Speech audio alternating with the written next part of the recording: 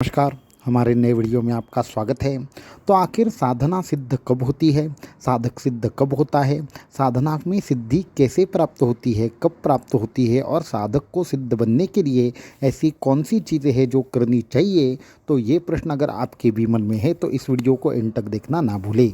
साथ में ही हमारे चैनल को सब्सक्राइब करना, वीडियो को लाइक करना और ज़्यादा से ज़्यादा लोगों तक इन्हें पहुँचाना ना भूलें। तो वीडियो को शुरू करते हैं।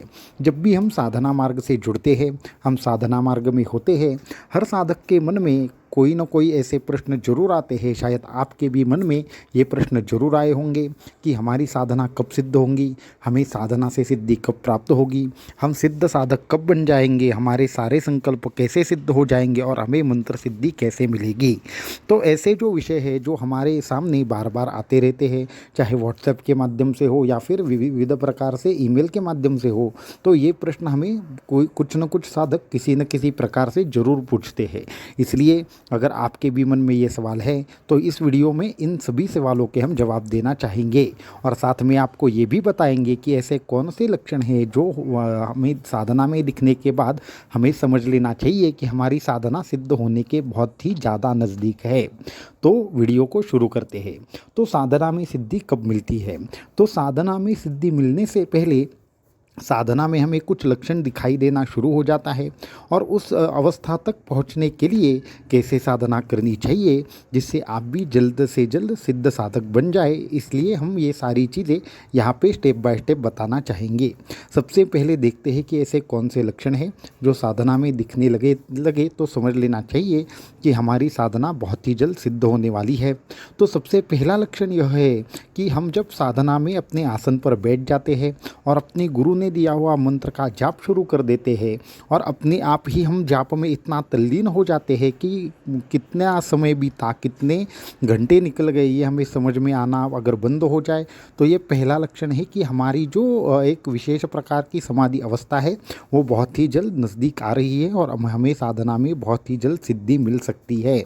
दूसरा यह है कि परिमाण कि जब भी हम साधना करना शुरू कर देते हैं अचानक से आजू बाजू से सुगंध आने लगे तो समझ लेना चाहिए कि जिस भी हमारे इष्ट को हम बुलाना चाहते हैं, जिस भी हम इष्ट का जाप कर रहे हैं, सदगुरु का जाप कर रहे हैं, तो हमारे आजू बाजू में आ चुके हैं। इसका मतलब यह है कि बहुत ही जल्द आपके ऊपर भगवान दत्तात्रेय की या फिर किसी भी इष्ट की कृपा होने वाली है।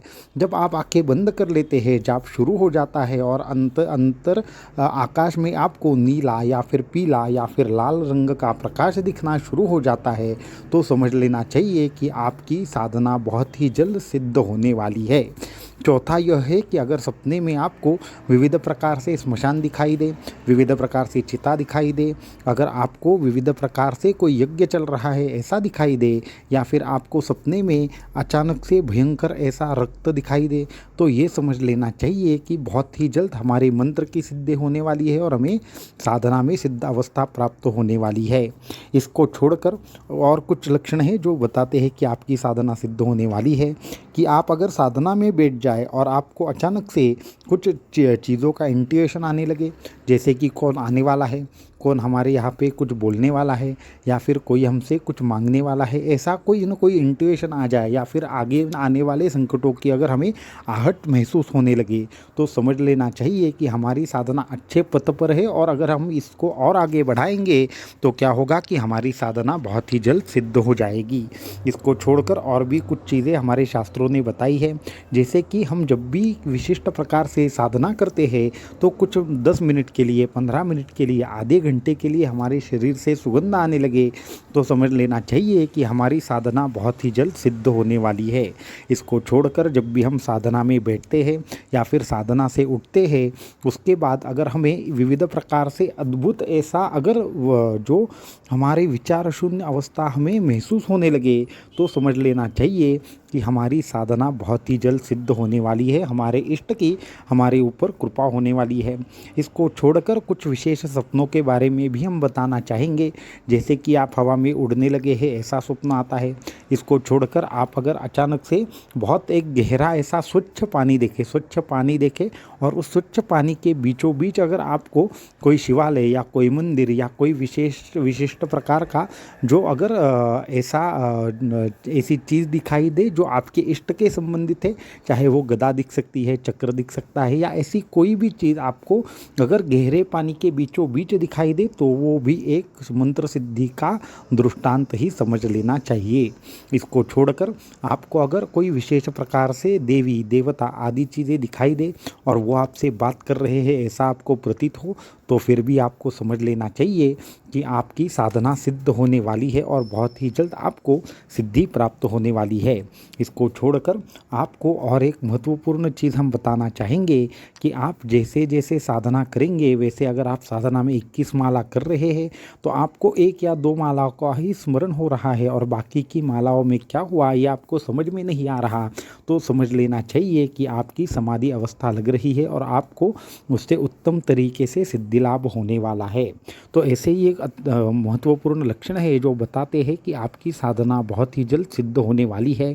अब हम देखेंगे कि इस अवस्था को प्राप्त करने के लिए हमें क्या करना चाहिए, या फिर ये जो अनुभव आते हैं इसका अर्थ क्या है, और हमें सिद्ध साधक की अवस्था मिलने के बाद ये सारे लक्षण हमें दिखाई देते हैं, परंतु अगर आपको ये लक्षण अभी तक दिखाई नहीं दे रहे तो उसका क्या कारण रहेगा।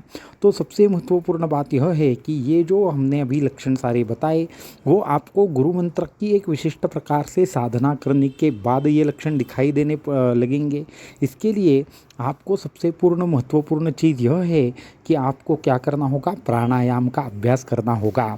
जब साधक अपने प्राण का और अपने जो मंत्र हम जो जाप करते हैं उसकी अगर कनेक्टिविटी करना अगर सीख ले तो उसको क्या होता है, उसकी साधना सिद्ध होना शुरू हो जाता है। अगर साधक हर रोज़ 15 मिनट प्राणायाम का अभ्यास करने लगे तो वो आगे चल के सिद्ध बन जाता है। तो आपको 15 मिनट प्राणायाम का अभ्यास करना होगा। इसको छोड़कर जो साधक नियमित रूप से 11 माला या 21 माला गुरु मंत्र का जाप करते हैं और आसन के ऊपर बैठकर जाप करते हैं तो उनको धीरे धीरे साधना में एक प्रकार की गहराई का अनुभव होता है। आप अगर हर हफ्ते जो भी जिस दिन भी आपको छुट्टी हो उस छुट्टी के दिन कम से कम 1 घंटा आपको साधना के लिए देना चाहिए। उस वक्त आपको 15 मिनट प्राणायाम करना चाहिए और 45 मिनट आपका जप और ध्यान करना चाहिए। अगर ये क्रम आप करोगे तो भी आपकी जो भी इस अवस्था तक आप बहुत ही जल्द पहुंच सकते हैं। इसको छोड़कर जो भी आपको गुरु मंत्र दिया हो उस गुरु मंत्र का विशेष तिथियों पर, जैसे ग्रहण हो या फिर हमारी नवरात्रि हो या फिर दत्त जयंती हो या फिर गुरु पूर्णिमा हो आदि के दिनों में आपको 21 दिन का 1.25 लाख का जाप करना चाहिए। उससे आप बहुत ही जल्द सिद्धि प्राप्त कर सकते हैं। तो होता कैसे है कि इन सभी चीज़ों को छोड़कर एक अत्यंत महत्वपूर्ण चीज़ है कि जो आपको सिद्ध बनाती है कि वो है मंत्र से कनेक्टिविटी या समाधि अवस्था। तो इन सब चीज़ों से क्या होता है कि हम जैसे जैसे मंत्र का जाप शुरू करते हैं वैसे वैसे क्या होता है, मन में एकाग्रता आती है। जैसे जैसे हम मन का जो मंत्र का जाप है वो अंदर से सुनना शुरू करते हैं वैसे वैसे उस मंत्र की धारणा हमारे शरीर में होने लगती है। अभी ये अत्यंत महत्वपूर्ण और गहरा राज है जो हम बताना चाहेंगे कि जो किसी भी आपको ग्रंथ को पढ़कर ये चीज़ मालूम नहीं होगी। तो वो इस तरीके से है कि जैसे जैसे आप जाप करेंगे वैसे वैसे उस जाप में आपकी धारणा होना शुरू हो जाएगा। एक बार जाप में आपकी धारणा शुरू हो गई तो क्या होगा, उस धारणा को और थोड़ा अगर बढ़ाएंगे तो उस मंत्र का ध्यान शुरू हो जाएगा। और यही वो मंत्र अगर एक बार ध्यान में परिवर्तित हो गया तो ध्यान के बाद आती है समाधि अवस्था।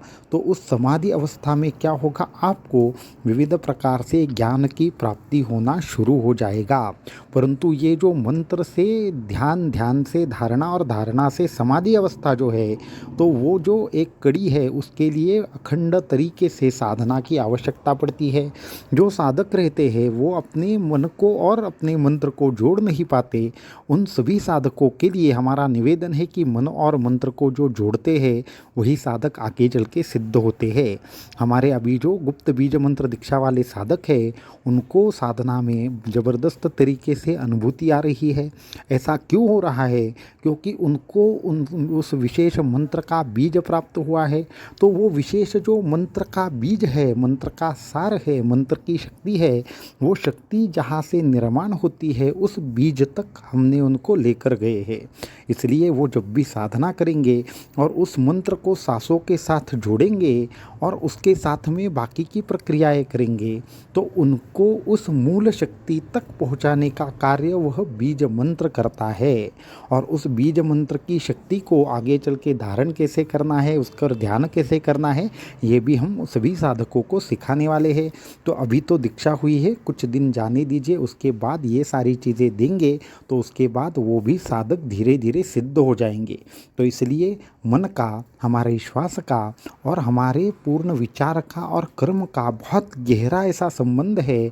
वो संबंध हम आगे आपको धीरे धीरे समझाएंगे। परंतु यहाँ पे जो हमने प्रक्रियाएं दी, अगर वो आप करेंगे तो आप धीरे धीरे उन सभी चीज़ों के लिए एलिजिबल होंगे और आपके जीवन में भी वो सारी की सारी चीज़ें आपको महसूस होंगी।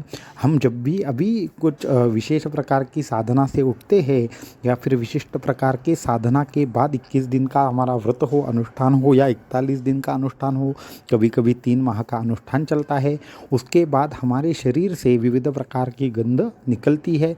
वो हम आज भी फील करते हैं, हमारे जो आजू बाजू में साधक रहते हैं वो भी फील करते हैं। तो फिर वो भी एक प्रकार का सिद्धि का ही भाग है। तो ऐसे अनेकों अनुभव हमारे जीवन में भी आते हैं, आपको भी आ सकते हैं, परंतु उसके लिए आपको साधना नियमित रूप से करनी होगी।